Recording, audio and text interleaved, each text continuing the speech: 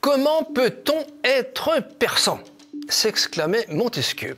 Si un contemporain posait la question « Comment peut-on être président de l'Arcom ?», il suffirait de répondre « Il faut être énarque et socialiste ». En cela, Martin Hajdari était bien le candidat idéal pour ce poste.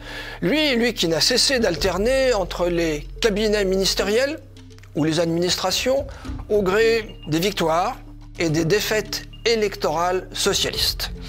Il revient à ce technocrate, devenu président de l'Arcom, de veiller au pluralisme dans le paysage audiovisuel français. Ou bien, diront certains, à tout faire pour que l'absence de pluralisme politique perdure, la bonne conscience en plus. Né en 1968, Martin Abraham Hajdari est le fils du diplomate iranien Ahmad Hajdari, ayant représenté la monarchie pahlavi et la République islamique d'Iran dans de nombreux pays. Sa mère, Martine Buron, est membre du Parti socialiste. Elle sera députée européenne de 1988 à 1994 et maire de Châteaubriand. Elle doit en très grande partie son parcours politique à son père, Robert Buron, ministre de l'Outre-mer sous la 4e République et ministre des Travaux publics sous la 5e, très engagé en faveur de la décolonisation et l'un des négociateurs des accords d'Évian. Diplômé de l'ESCP et de Sciences Po Paris, le nouveau président de l'Arcom intègre la promotion René Char de l'ENA. Il effectuera un de ses stages au Fonds d'action sociale pour les travailleurs immigrés. C'est ensuite une carrière classique de technocrate.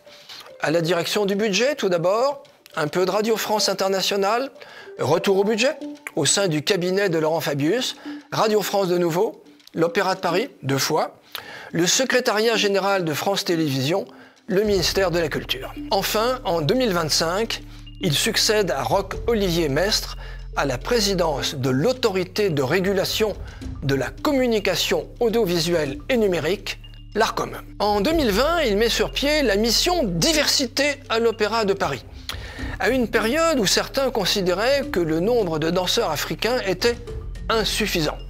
Autrement exprimé, qu'il y avait trop de blancs. Pour terminer, une intéressante déclaration d'intention faite devant la Commission des affaires culturelles le 17 décembre 2024, je cite, « Le Conseil d'État a été invité à préciser la lecture que l'Arcom devait faire de la loi. Il a défini le champ d'application du pluralisme qui devient plus large et inclut l'ensemble des intervenants et des programmes. Il va falloir mettre en œuvre ce cadre avec chacune des chaînes.